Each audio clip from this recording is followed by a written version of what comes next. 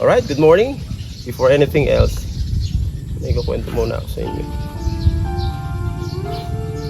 Namatay kambing ko. Ay, pinatay ko pala. Kasi may istorya. Kaya panoorin nyo muna ito kung paano nangyari. So, ayan. Wala na akong magagawa. Patayin ko isang kambing. Ang kaldereta kasi. Seryosong usapan muna tayo. Yan si Brownlee. Isa sa mga alagang kambing na napakalungkot na, kaya ito ang kanyang kahinatnan. Kaya nagulat nga ako nung kukunin ko at tatali ako ba?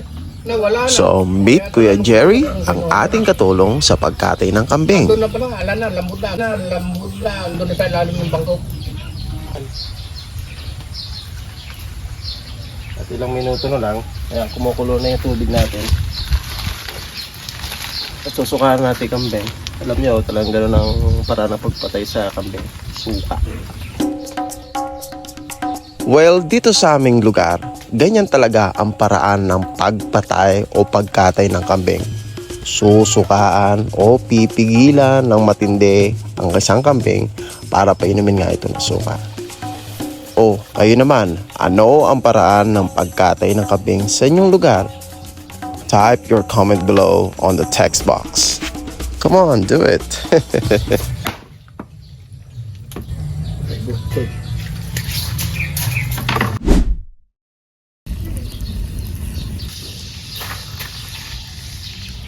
Ay, sulong muna tiga itong mga tuod.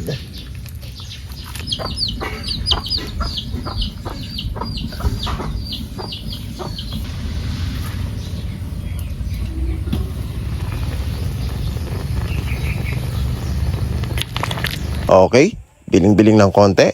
Remember, magkaiba ang paghahalo sa pagbiling sa mga ganyang karne.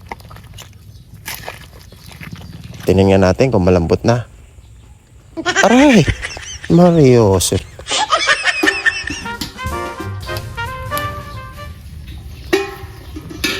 Okay, ito na tayo. Matapos mapalambutan, isangkot siya na natin. Ilagay natin ang mga sangkap na natatangi sa ating secret recipe. Secret daw. Simple lang naman ang sangkap. Okay, parang gagawin lang natin. Ia-adobo lang natin ng bahagya.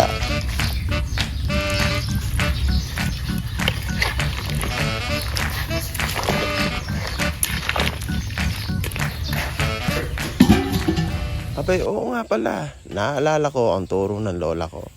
Huwag daw takpan ang ganyan kapag nilagay mo ang suka. Kung hindi, mahihilaw, maasim.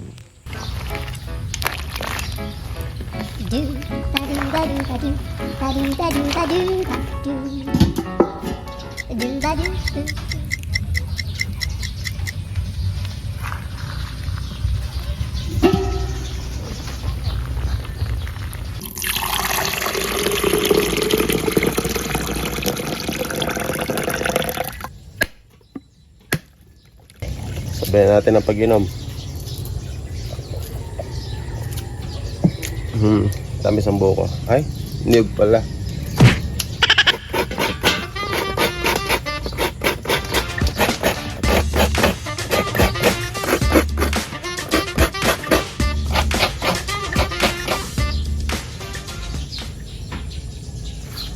Bawal ng niyog. Masarap din kinakain pagka nagsukod ka.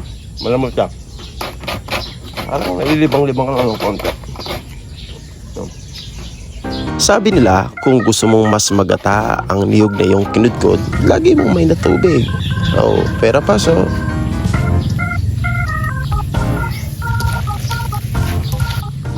So kung ikaw ay gumagawa ng kaldereta, ano ang pinakamasarap na ingredients para sa'yo? Kasi para sa akin, gata talaga. Pag walang gata, hindi kaldereta. So, ganyan ang kailangan sa pagbigyan ng niyog. Yung puwersa ng kamay mo, o yung tatag ng kalamnan mo, o yung pulso mo. Pag hindi, alam mo kung gata.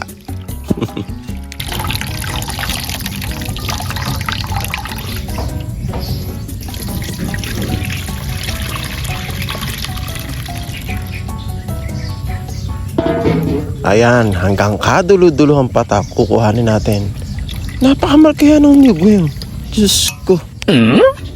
At syempre, tasting din sa gata. Yung natural Tingnan natin kung may masasabi si Mama Coco.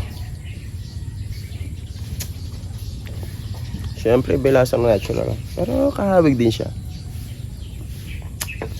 Mama Coco. O siya, tama na harutan natin. At nakanda na nga ang ating ingredients sa ating pagluluto ng kaldereta. At yung mga simple lang naman na masangkap. Pero magdadala talaga dyan, yung isang kalderong kambing na yan. Woo! At ngayong araw nga, tayo ay magluluto ng isang kalderong kambing. At ito na mga ingredients. At tara na magluto sa ating episode ngayong araw. Ay, wala tayong butane. Pasok tayo sa kusina. Tara na at umpisa na natin ang pagigisa sa ating pinakamasarap na putahe ngayong araw, ang kaldereta. So, ganyan lang naman ang ating pagigisa. Yung normal na ginagawa natin tulad ng bawang, sibuyas, patis, at syempre, lagyan natin ng pampakulay at chwete powder. So, hindi tayo gagamit ng tomato paste or yung tomato sauce. All natural.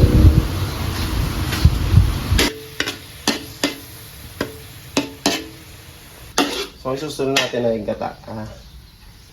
Ba't kaya nyo? Dahil dito sa right side ko, ipiprito natin yung patatas, carrots, sa yung bell pepper. Alam mo, tayong mga Pinoy, may kanya-kanyang estilo o diskarte sa pagluluto. Yung iba, yung carrots o patatas na yan, sinasama na doon sa pagpapalambot. At yung gata naman, nasa hulihan ng pagluluto. At tayo naman, nasa unahan. Kanya-kanya, nga, walang basagan ng trip.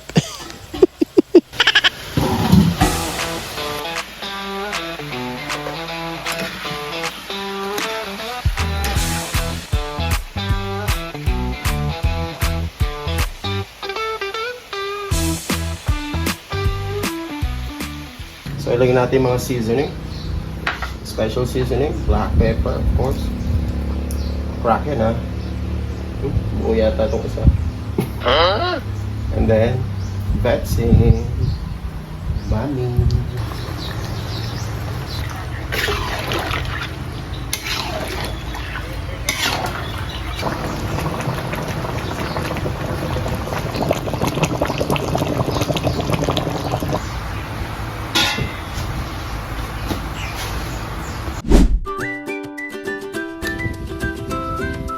Okay, so here we go. Tasting. Hindi mawala sa kay 1 yard ang tasting. So, tikman natin. Okay, very tender, para siyang corned beef. Wow! Alright.